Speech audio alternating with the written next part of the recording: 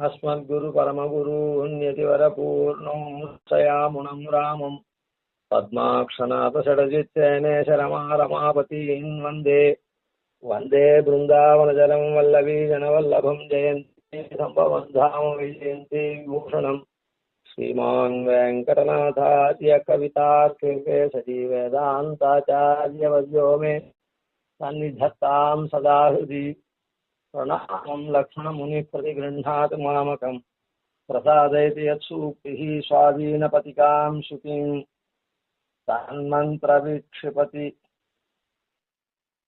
संयमिनां नरेन्द्रः संसारजिह्मगमुखैः समुपस्थितं नः विश्वक्ततं विषयलोपविषं निजाभिः गाढान्वावगरुडध्वजभावनाभिः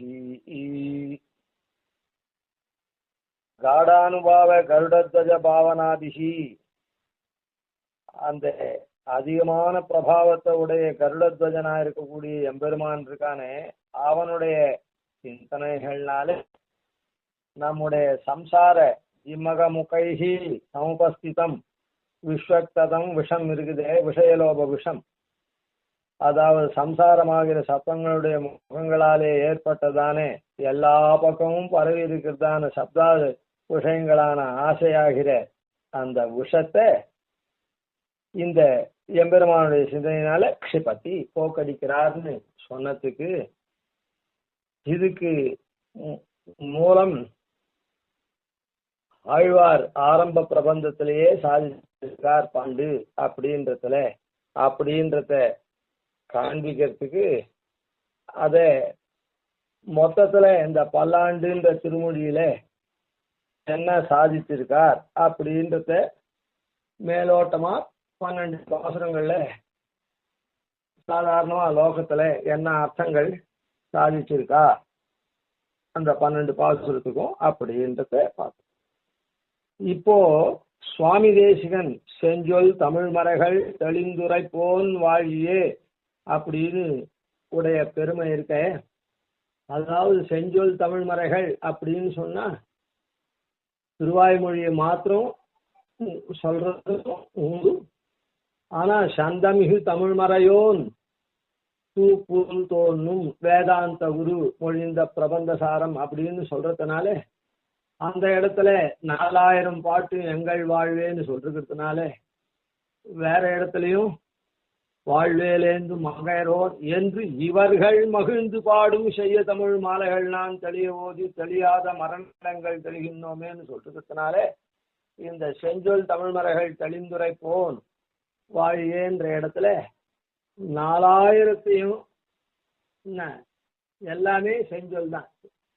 செவித்திலே செஞ்சொல்லேன்னு ஆழ்வார் அங்க ஸ்பஷ்டமா சொல்லியிருக்கார் திருவாய்மொழிய. ஆனா எல்லாமே செஞ்சொல் ஆனதுனால செஞ்சொல் தமிழ் மறைகள். அப்படிப்பட்ட தமிழ் மறைகள்லாம் இந்த பல்லாண்டுலையும் அதையும் தெளிந்து இந்த மாதிரி உரைச்சிருக்கார் இந்த இடத்துல. காடானுபாவ கருடத்வஜ பாவனாபி அப்படின்ற அந்த அர்த்தமும் இங்கேயும் பொருந்துமானதுனால அந்த இப்போ அந்த பல்லாண்டுல எப்படி சாதிச்சிருக்கார் அப்படின்றத ஏற்கனவே ஒரு கோடிட்டு காமிச்சிருந்தாலும் இன்னும் கொஞ்சம் விசதமா அத்தை நாம இது பண்றோம். அதுக்கு அந்த விசதமா தெரிஞ்சுக்கிறதுக்காக இந்த 12 பாசுரங்கள்லயும் என்ன சொல்லப்பட்டிருக்குன்னு வியாக்கியானங்கள்லாம் பண்ணியிருக்கா அப்படின்றத போன இதுல பார்த்தோம். இப்போ எப்படி இந்த காடானுபாவ கருடத்வஜ பாவனாபின்றது எங்க எதை மூலமா கொண்டு இப்படி சாதிச்சிருக்காங்க அப்படின்றத பார்க்கறதுக்கு அந்த பல்லாண்டுக்கு வருஷலா அந்த பல்லாண்டுல உள்ள பாசுரங்களுக்கெல்லாம் அர்த்தத்தை அனுசந்தானம் பண்ணிட்டு வரும் சுருக்கமான முறையில். முதல் 2 பாட்டு சேர்ந்து சொல்ற 2 பாட்டு இருக்குதே, அது உபயவிபூதிநாதனான எம்பெருமானுக்கு பல்லாண்டு பாடுறார் அப்படின்னு சொல்ற. முதல் 2 பாட்டு சேர்ந்ததா இருக்குது. அதுல பல்லாண்டு பல்லாண்டு பல்லாயிரத்தாண்டு பல கோடி நூறாயிரம் மல்லாண்ட திந்தோள் மணிவண்ணா உன் சேவடி செவி திருக்காப்பு அப்படின்றதுனால அவனுடைய செழுமையான ஆர்ஜவமான திருவடி இருக்க அதுக்கு திருக்காப்பு சாத்துறார். அதுக்கு திருக்காப்பு சாத்துறார். ரொம்ப சுருக்கமான முறையில பார்த்துட்டு போறோம். அதுல பல்லாண்டு பல்லாண்டு அப்படின்னு சொல்ற. ஒரு பல்லாண்டு பல்லாண்டு 2 பல்லாண்டு அங்க இருக்குது. முதல் பல்லாண்டு நீ பல்லாண்டு வாழ வேணும் அப்படின்னு மங்களாசாசனம் பண்றதாக. பல்லாண்டு வாழியே அப்படின்னு அர்த்தம். 2வது பல்லாண்டு என்னதுன்னா நீ பல்லாண்டு வாழணும் அப்படின்னு சொன்னா இந்த லோகத்துல ஆண்டுன்னு ஒண்ணு இருக்குது. அந்த ஆண்டு அத போல பல ஆண்டு நீ வாழணும்னு சொல்லிட்டு லோகத்துல பல வகையான ஆண்டுகள் இருக்கு. மனுஷனுக்கு ஒரு ஆண்டு, தேவர்களுக்கு ஒரு ஆண்டு, பிரம்மாவுக்கு ஒரு ஆண்டு அப்படின்லாம் இருக்குது. எப்படின்னா மனுஷனுக்கு 12 24 மணி கொண்ட ஒரு நாள், ஒரு இரவு பகல், பகல் 12 மணி ராத்திரி 12 மணி அப்படின்னு சொல்லி ஒரு நாள்ன்ற அளவு. இதுல இருந்து ஒரு வருஷம் ஆண்டு அந்த 24 மணி காலம் கொண்டது ஒரு நாள் அப்படின்னு சொல்லி அத போல 30 நாள் ஒரு மாசம், 12 மாசம் ஒரு வருஷம் அப்படின்னு மனுஷர்களுடைய ஆண்டு அப்படி இருக்கு. அதனால அந்த மனுஷர்கள் ஆண்டுல பல்லாண்டு பெருமாள் வாழ்ந்தா போருமா? பல ஆண்டுன்னா கணக்கில்லாத 1000 கோடி தான் இருக்கணுமே, அப்படி வாழ்ந்தா போருமா சொல்றேன். அதனால அப்படிலாம் வாழ்ந்தா கூட தேவர்களுடைய ஆண்டை இது பண்ண முடியாது. அதனால மனுஷனுக்கு இது. இப்போ பித்ருகளுக்கெல்லாம் சுக்லபக்ஷம் அப்படின்ற 5 நாள் ஒரு பகலும், கிருஷ்ணபக்ஷம்னு சொல்லக்கூடிய 5 நாள் இரவுமா இருக்கக்கூடியது அவளுக்கு. அது ஒரு நாள். அதாவது நம்முடைய மனுஷனுக்கு இருக்கக்கூடிய ஒரு மாசம்ன்றது பித்ருகளுக்கெல்லாம் ஒரு நாள். அது அப்படின்னா அதை போல நம்ம போல ஆண்டுன்னா கனெக்ட் பண்ணிக்கோ. அதனால நாளை சொல்லிட்டோம்னா அப்புறம் ஆண்டை அப்புறம் கனெக்ட் பண்ணிக்கோ. அப்புறம் தேவர்களுக்காலே தேவர்களுக்கு நம்முடைய உத்தராயணம் தை மாசத்திலிருந்து ஆனி மாசம் முடிய 6 மாசங்கள் பகல் போகுது.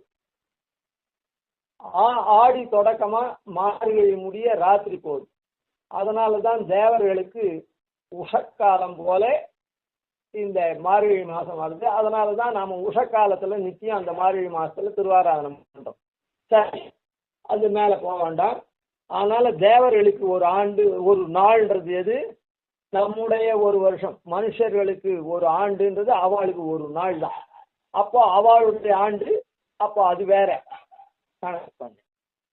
அதே மாதிரி இருக்குது பிரம்மாவுக்கு சொல்லத்தே எப்படின்னா கிருதயுகம், திரேதாயுகம், துவாபரயுகம், கலியுகம் அப்படின்னு 4 யுகங்கள் இருக்குது. இந்த 4 யுகங்கள் எப்படி சித்திரையிலேருந்து பங்குனி மாசம் வரையில் வந்தது, அப்புறம் உடனே அடுத்த வருஷம்ன்றது மறுபடியும் சித்திரையிலேருந்து பங்குனி, இப்படி மாறி மாறி வருதோ. அது போல சதுர்யுகமும் கிருதயுகம், துவாபரயுகம், கிருதயுகம், திரேதாயுகம், துவாபரயுகம், கலியுகம், மறுபடியும் கிருதயுகம், திரேதாயுகம். உடனே உடனே இது வராது, இன்னாண்டு வராது. உடனே உடனே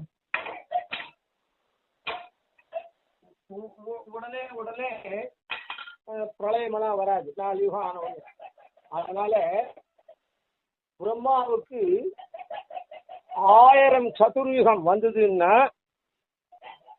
ஒரு பகல் போகுது. அதுக்கப்புறம் அதே மாதிரி 1000 சதுர்யுகம் ஒரு ரா போகுது. இந்த 2000 சதுர்யுகம்ன்றது நமக்கு 2000 சதுர்யுக காலம் பிரம்மாவுக்கு ஒரு நாள். அப்படின்னா அவருக்கு 100 ஆண்டு எப்படின்னு அதை பார்த்து. அதனால அவருடைய ஆண்டினுடைய தன்மை. அதனால இந்த லோகத்துல இந்த காலத்தினாலே இங்க ஒரு வஸ்துவை உண்டாக்குறான், காலத்தை சாக்காரியாக வச்சு அழிக்கிறான்னு சொன்னோம்ல. நித்திய விபூதியில காலத்துக்கு காரியம் கிடையாது. இங்கதான் இந்த லீலா விபூதியில் தான் இந்த காலம் இருக்குதுன்னு சொன்னோம். காலத்தை துணையா கொண்டு இந்த மாதிரி பண்றான்னு சொன்னோம். அதனால இப்படிப்பட்ட மனுஷ, பித்ரு, தேவ, பிரம்ம இந்த மாதிரி எல்லாம் பல வகையான ஆண்டுகள் இருக்கு.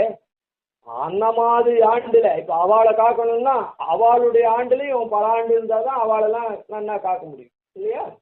அதனால பல வகைப்பட்ட ஆண்டுகள்னு இருக்குதே. இந்த மாதிரியா இருக்கக்கூடிய பல வகைப்பட்ட ஆண்டுகளும் நீ பல்லாண்டு, அதில் நீ பல ஆண்டு பல அப்படி வாழணும் அப்படின்னு சொன்னார். பல்லாண்டு பல்லாண்டு பல்லாயிரத்தாண்டு.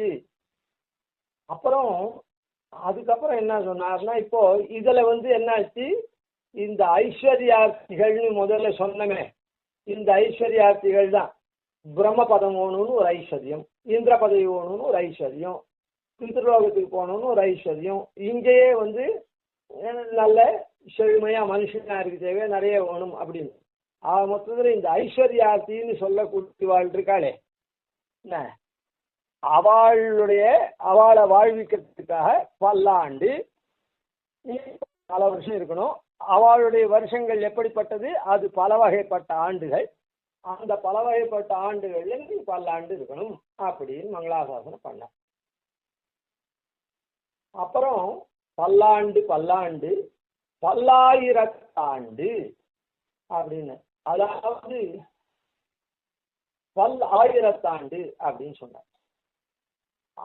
1000 வருஷங்கள், அது பல 1000 வருஷங்கள் அப்படின்னு சொன்னார். அதாவது இந்த அடுத்தது கைவல்யாட்சி. இந்த கைவல்யாட்சிக்கு அவளுக்கு இந்த கேவல ஆத்மானுபவத்தை பண்றதுனால இந்த கர்மகிருத்தமான சரீரமெல்லாம் அவளுக்கு கிடையாதுனால இந்த கர்மகிருத்தமான சரீரத்தை உடையவாளுக்கு தான் பிரம்மலோகத்துல போனா இத்தனை ஆண்டு, இவ்வளவு நாள் ஒரு பகல், இவ்வளவு நாள் ஒரு ராத்திரி, பித்ருலோகத்துல இவ்வளவு நாள் அப்படின்ற கணக்குலாம் அவளுக்கு அப்படி கிடையவே கிடையாது. அதாவது என்ன, அது என்னது,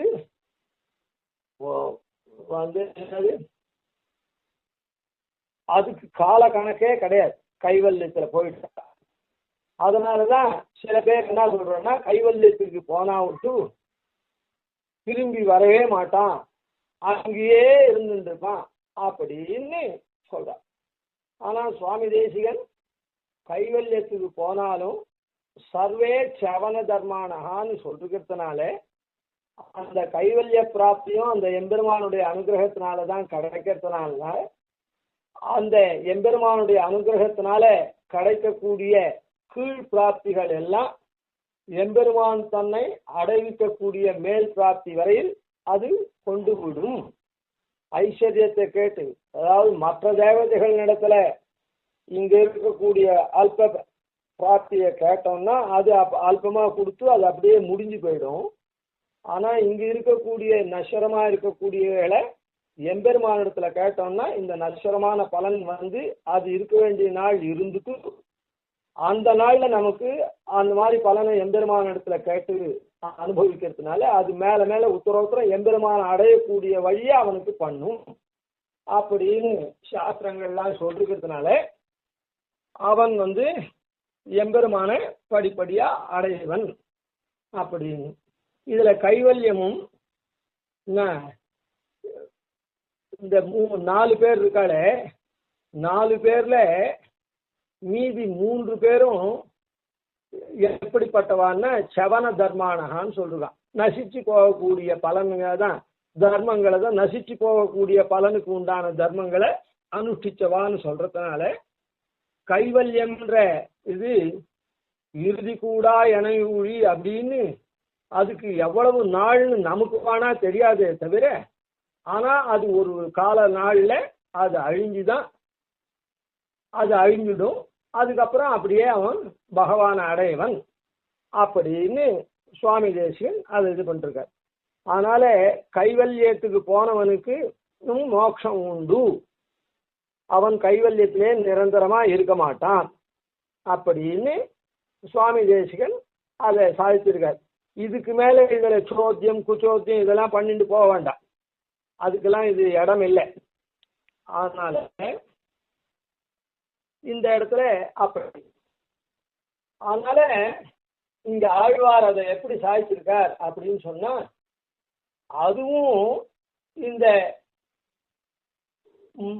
மனுஷ நாள்லேருந்து பித்ருநாள் எப்படி கணக்கு பண்றோம், பித்ருநாள்லேருந்து எப்படி தேவதைகள் நாள் கணக்கு பண்றோம், தேவதைகள் நாள்லேருந்து எப்படி பிரம்ம நாள் கணக்கு பண்றோம் அப்படின்றா போல அதெல்லாம் இந்த ஆண்டுகள்ல உண்டானது தானே. கட்டுப்பட்டா போல கைவல்யமும் முடியறதுனால முடிவு பெறதுனால, ஆனா அதுக்கு இந்த மாதிரி ஒரு கணக்கு சொல்ல முடியாது. அதாவது 1000 சதுரயுகம் பகல் 1000 சதுரயுகம் ராத்திரின்னா மாதிரி அந்த இந்த மனுஷங்களை வச்சு இந்த அளவுகோலால அதை கணக்கு பண்ண முடியாததுனால, எந்த அளவுகோலையும் வச்சு கணக்கு பண்ண முடியாததுனால பல்லாயிரத்தாண்டு பல்லாண்டு இவா இருக்கால ஐஸ்வர்யார்த்திகளுடைய பல வகையான ஆண்டு நீ பல்லாண்டு இருக்கணும். அதுக்கப்புறம் பல்லாயிரத்தாண்டு இந்த கைவல்யார்த்தியினுடைய ஆண்டு ஏதோ அதுக்கும் கணக்கு இருக்குது, ஆனா கணக்கா சொல்ல முடியாது. அதுக்கும் ஒரு அவதி இருக்குது, கணக்கு இல்லை, அவதி இருக்குது, முடிவு இருக்குது. அதனால அவளை அனுகிரகித்து நீ பல்லாண்டு இருக்கணும் அவளுடைய ஆண்டுல. அது எப்படிப்பட்டதுன்றது கணக்கு சொல்ல முடியாது. அதனால அதுல பல்லாயிரத்தாண்டு அப்படின்னு தனியே சொன்ன. முதல் பல்லாண்டுன்றது பெருமாளை பல்லாண்டு வாழணும்ன்றது. எப்படிப்பட்ட பல்லாண்டுபா அப்படின்னு சொன்னா, ஐஸ்வர்யார்த்திகள் விரும்பக்கூடிய ஐஸ்வர்யார்த்திகளுக்கு பல வகையான ஆண்டு இருக்குது, அதை போல பல்லாண்டு இருக்கணும். அதே மாதிரி கைவல்யார்த்திக்கும் ஒரு முடிவு சொல்ல முடியாதபடியான ஒரு பல்லாயிரத்தாண்டு இருக்குது அவளுக்கு, அதை போலையும் நீ பல்லாண்டு இருக்கணும். அதனால 2வது பல்லாண்டுனால ஐஸ்வர்யார்த்திகளுடைய ஆண்டெல்லாம் குறிச்சார். 1000ஆண்டுன்றதுனால கைவல்யார்த்தி இங்க இருக்கக்கூடிய நாள், அதை போல நீ பல ஆண்டு வாழணும்னு சொன்னார். பல கோடி 100,000 அப்படின்னா இங்க வேணா இந்த ஆண்டுகள்லாம் ஏதோ இருக்குதே தவிர, அங்க அனந்தமான காலம். எங்க வைகுண்டத்தில் கைவல்யமும் முடிகிற காலத்தினால இந்த ஆண்டுல சொல்லி பல்லாயிரத்தாண்டுன்னு அதை வகை தொகை சொல்ல முடியாததுனால பல்லாயிரத்தாண்டுன்னு சொன்ன. பல கோடி 100,000 அப்படின்னு சொல்லிட்டு அந்த இடத்துல ஆண்டுன்னு சொல்லலை. ஏன்னு சொல்லலைன்னா அது அனந்தமான காலம். வைகுண்டத்துல காலத்துக்கு முடிவே கிடையாதுனால, காலத்துக்கு அங்க காரியமே கிடையாதுனால பல கோடி 100,000 அந்த ஆண்டுன்ற சப்தம் சொல்லாம பல கோடி 100,000 அவ எப்படி அனந்தமா இருப்பாளோ அது போல நீயும் மங்களாசாசனம் பல்லாண்டு வாழ வேணும் அப்படின்னு சொல்லிட்ட. உடனே என்ன பண்ணார், இந்த இப்படி 3 ஆடக்கூடிய நீ எப்படிப்பட்டவன், மல்லாண்ட தின்தோள் மணிவண்ணா, மல்லர்களை நீ இது பண்ணீங்க, இந்த மாதிரி உன்னுடைய இதுக்கு எப்ப சேர்த்துப்ப அப்படின்னு சொன்ன. மல்லர்கள்ன்றவா தன்னுடைய சரீர புஜபலங்களை கொண்டே அவ ஜெயிக்கக்கூடியவா, தன்னை காப்பாற்றிக்க கூடுவா, தான் பெருமைக்கூடியவா. அதனால அந்த மல்லர்களை நீ ஆண்டவன். மல்லர்கள்ன்றவா 2 பேர். அதனால அகங்கார மமகாரத்தோட இந்த 3 பேரும் அகங்கார மமகாரத்தோடு இருக்கா. யாரு, இங்க ஐஸ்வர்யார்த்தியும் சரி கைவல்யார்த்தியும் சரி, இவா இந்த அகங்கார மமகாரத்தை விட்டு இது பண்ணாதான் அப்புறம் பகவத் லாபார்த்தியா பகவான் அடைய போறவன் உபாயத்தை அனுஷ்டி. அதனால இவன் என்ன பண்றான், இவன் இந்த 2 பேரையும் அந்த பல கோடி 100,000 அந்த காலத்துக்கு கொண்டு போனோமே, அதுக்கு என்ன பண்றான், இந்த மல்லர்களை எப்படி அகங்கார மமகாரம் அந்த 2 உடையவர்கள்ன்றது காண்பிச்சுக்கார் 2 மல்லர்களை அவன் பண்ணான். மல்லாண்ட தின்தோள் மணிவண்ணா. ஏன்னா மல்லர்களை குறிச்சு ஏன் அங்க மங்களாசாசனம் பண்ணான்னா, அவ மல்லர்கள் 2 பேர். இந்த அகங்கார மமகாரம் தான் இங்க இருக்கும்படி பண்றது. ஐஸ்வர்யார்த்தியோ கைவல்யார்த்தியும் அந்த அகம் தானே கைவல்யார்த்தியும் இருக்கான். அதனால அகங்காரம் மமகாரம் மமகாரமான அவனுக்கு இல்லையே தவிர அகங்காரம் இருக்குது. நான் தன்னையே அனுபவிக்கிறான். அதனால இந்த மல்லர்களை எப்படி மாட்டின விற்த்தாந்தத்தை எதுக்கு சொல்றாருன்னா, மல்லாண்டு நின்றோர் ஆழ்றார்னு சொன்னார். மல்லரை மாட்டிய தேவாதி தேவன் நாங்க சொன்னோம். இவர் ஆண்ட சப்தம். ஆள்றான்னா என்ன அர்த்தம்? நல்லபடியா அவனை கொண்டு போறான்னு தான் அர்த்தம்.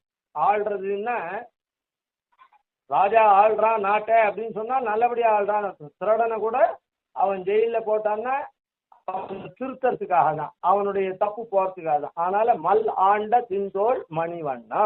அப்படி சதுர்ணாம் புருஷார்த்தானாம் தாத்தான் அந்த தின்தோள் யாருக்கு எவ்வளவு கொடுக்கணுமோ அவ்வளவும் வாரி வாரி கொடுத்து சளைக்காத திண்மையா இருக்கக்கூடிய அந்த தோல் மணிவண்ணா. அந்த மணியாகப்பட்டது எப்படி அனிஷ்டத்தை போக்கி இஷ்ட பிராப்தியை பிராபிக்குமோ அது போல இருக்கக்கூடியவனே அப்படின்னு உன் சேவடி சேவித்திருக்காப்பு. அப்படிப்பட்ட செழுமையான திருவடியை, உன்னுடைய திருவடி எப்படி யாருக்கும் பாகுபாடே பார்க்காது. உன்னை அகங்காரம் அகங்காராதிகளை விட்டுட்டு வந்தான்னா ஆர்ஜவமா அவனை ஆளும்.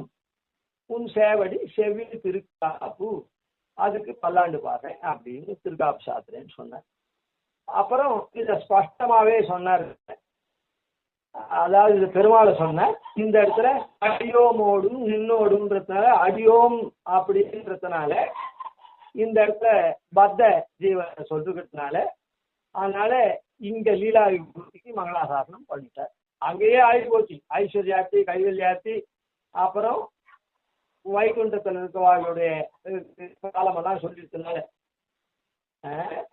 இங்க ஸ்பஷ்டமா அடியோமோடும் நின்னோடும்னா இங்க இருக்கக்கூடிய அந்த திருவிண்ணி.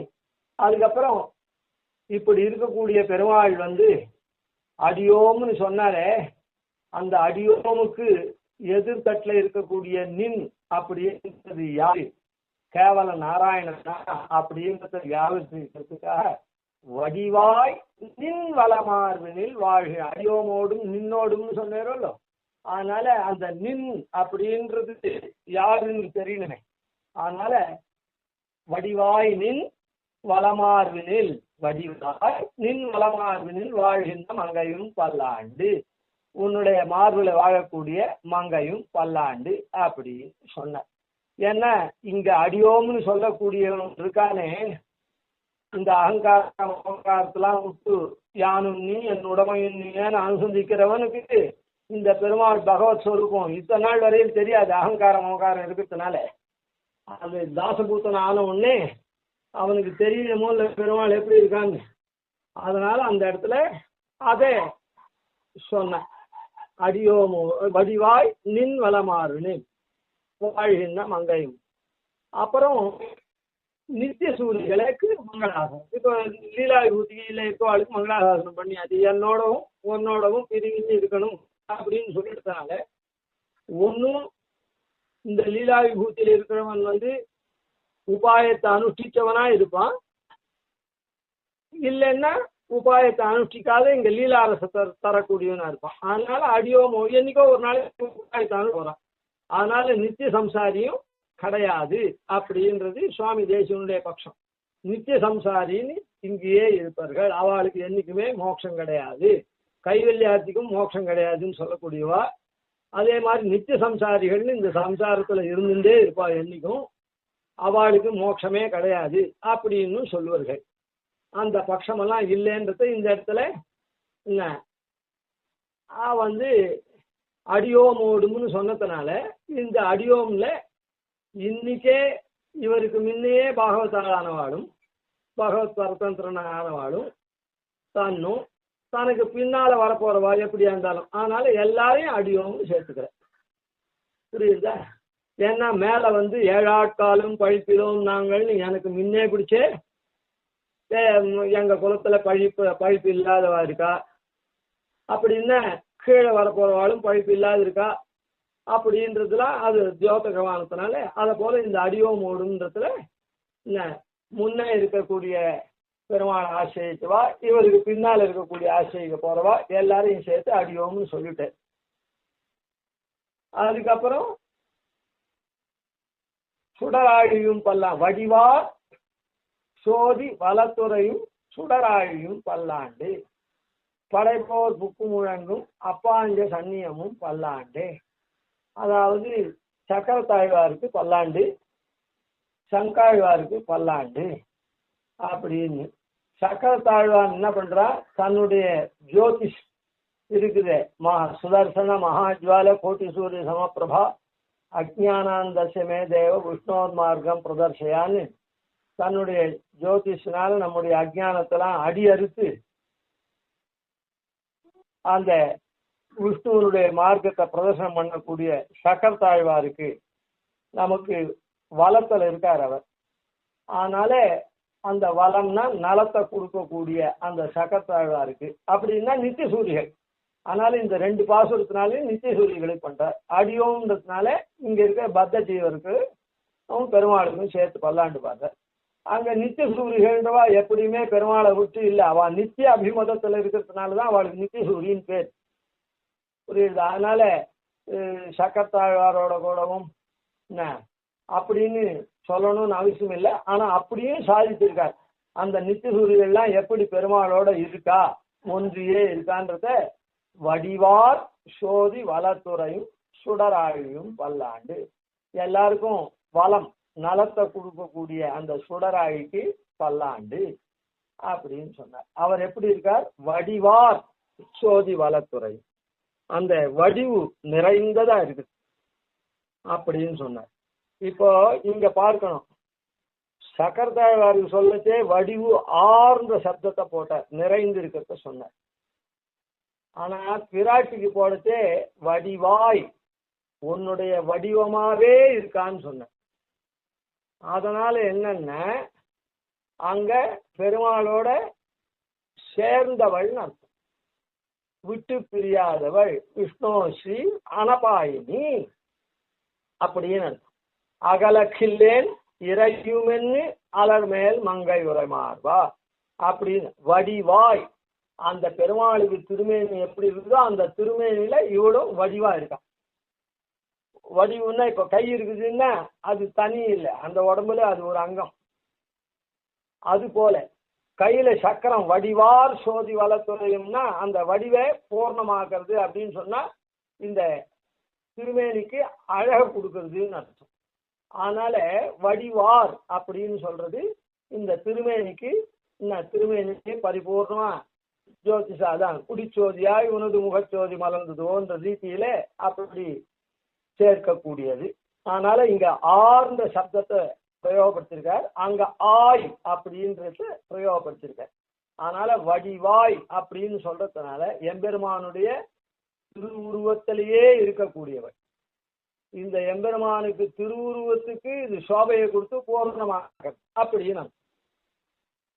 ஆனால் அப்புறம் படைபோர் புக்கு முழங்கும் அப்பாஞ்ச சன்னியமும் பல்லாண்டே. இது அதாவது பாஞ்சஜன்யம் என்ன பண்றது அப்படின்னா அது தன்னுடைய ஜோதிஷனாலே நம்முடைய இதெல்லாம் அறுத்துறது. மகாஜ்வால கோட்டி சூரிய சமப்பிரபா அஜானாந்தஸ்ய மே தேவ விஷ்ணோர் மார்க்கம். அந்த கோட்டி சூரிய சமப்பிரபனா இருக்கிறதுனால அது ஒரே மார்க்கத்தை தான் காண்பிக்கிறது. அதாவது சூரிய ரஷ்மி வழியா போற அந்த எம்பெருமானுடைய மார்க்கத்தை அது பிரதர்சனம் பண்றது. நம்முடைய அஜானத்தெல்லாம் இதர மார்க்கத்தெல்லாம் போகாதபடி அடி அறுத்து பண்ணக்கூடியது. இது எப்படி பாஞ்சஜன்யம் எப்படின்னு சொன்னா, பாஞ்சஜன்ய நிஜத்வான தன்னுடைய சப்தத்தினால துவஸ்த பாதக சஞ்சயா எல்லாம் நம்ம இடத்துல சேர்ந்துக்கக்கூடிய பாதகங்கள்லாம் போக்கடிக்கிறது தன்னுடைய அந்த சப்தத்தினால. பாகிமாம் பாப்பினங்கோர சம்சாரார்னோ பாத்தினம், சம்சார அர்ணவத்துல விழுந்த எண்ணெய் பாகி அப்படின்னு பிரார்த்தனை. நீ என்ன பண்ற, உன்னுடைய சங்க துவனியினால உன்னுடைய துவனியினால என்னுடைய பாப்பங்கள்லாம் போக்கடிக்கிற. அப்படிப்பட்டவன் என்னை சம்சார ஆர்ணவத்துல விழுந்திருக்க என்னை பாகி அப்படின்னு சொல்றதுனால படைப்போர் புக்கு முழங்கும் அப்பாஞ்ச சன்னியமும் பல்லாண்டு. அதாவது போர்ல இந்த சங்கத்தை ஊதின உடனே எதிரிகளுக்கெல்லாம் புலநடுக்கம் வந்துடுது. அதை போல நம்முடைய பாப்பங்கள்லாம் பயந்து ஓடி. ஆன மாதிரி இருக்கக்கூடிய சங்காயுதம். அந்த சங்கா அதுக்கு அது என்ன பண்றது, இடத்துல இருக்குது. படைபோர் புக்கு முழங்கும் அப்பாஞ்ச சன்னியமும் பல்லாண்டு. அது வலக்கைன்னு அங்கே வடிவார் சோதி வளத்துறையும் நாங்க சொன்னேன். அங்க அப்படி சொன்னதுனால இது இடத்துறையும் நாமே வச்சுக்கணும். இந்த மாதிரி நம்முடைய பாபத்தை போக்கடிக்கிறதுனால நமக்கு எம்பெருமான இடத்துல இடம் கொடுக்கப்பட்டது. அதனால அதை காண்பிக்கிறதுக்காக இது இடக்கையில செஞ்சுட்டான் அப்படின்னு அது வளத்துறையும் சொன்னதுனால இது. ஏன்னா இந்த படை போர் புக்கு முழங்கும் போர்ல இது முழங்கின உடனே எதிராளி தான் போயிடுற மாதிரி இதனுடைய சங்கத்வனியினால நம்முடைய பாப்பங்கள்லாம் நம்ம விட்டு போயிடுறது. அதனால இப்படி போறதுனால நமக்கு இடம் தரான் பெருமாள், தன்னுடைய இடத்துல தரான் தன் திருவடிய. அதனால இதுக்கு இடக்கையில பெருமாள் ஏந்துட்டான் அப்படின்னு. அதனால இந்த ரெண்டுத்தினாலையும் அந்த நித்தியசூரிகள் எப்படி பெருமாள் இடத்துல இருந்து பெருமாளை அடைவிக்கிறா, நம்மலாம் அதுக்கு உண்டான கைங்கரியங்கள்லாம் பண்றா. இதனுடைய கடைசி பருவாவில் இருக்கவாதான் மதிமுகம் அடந்தையர் நிதியினர் சுண்ணமும் நிறைகொட விளக்கமும் மதிமுகம் அடந்தையர் அப்படி இருக்கக்கூடிய நித்தியசூரிகள்லாம் போற முக்தாளுக்கு பூர்ண கும்பம், அப்புறம் இது அது அதெல்லாம் வழக்கு, அதெல்லாம் உபகாரங்கள்லாம் கையில வச்சுண்டு வரவேற்கான்னு சொல்றேன். இந்த மாதிரி இருக்கக்கூடிய நித்தியசூரிகள் எல்லாரும் என்ன பண்றா, இங்கேருந்து போற முக்தாளுக்கு கைங்கரியம் பண்றத காண்பிக்கும். அது இந்த இடத்துல இங்க ஆரம்பிச்சு அங்க முடிகிற பதினு இருக்கக்கூடிய நித்தியசூரிகள்லாம் இந்த பாசுரத்தினால சொல்லி உபய விபூதி நாயகனுக்கு மங்களாசாசனம் பண்ணார் அப்படின்ட்டு இந்த பாட்டுக்கு இருக்கட்டும். இந்த வாழால் பட்டுலேருந்து இருக்கிறத அடுத்த இதுல சொல்லி கருடத்வஜ பாவனாபிகி அப்படின்றத எப்படி இந்த இடத்துல வருது அப்படின்றத அனுபவிப்போம். கவிதா சிம்ஹாய கல்யாண குணசாலினே ஸ்ரீமதே வெங்கடேஷாய வேதாந்த குரவே நமஹ. ஆதிவன்ஷடகோபாதி நிதிவத்யான் பஜே நிசம் ஸ்ரீரங்கபூர்வ சரதி ஞானபதாசிரியம் ஸ்ரீவத்சவம் சதிலகம் வந்தே ஸ்ரீகிருஷ்ணதேசிகம்.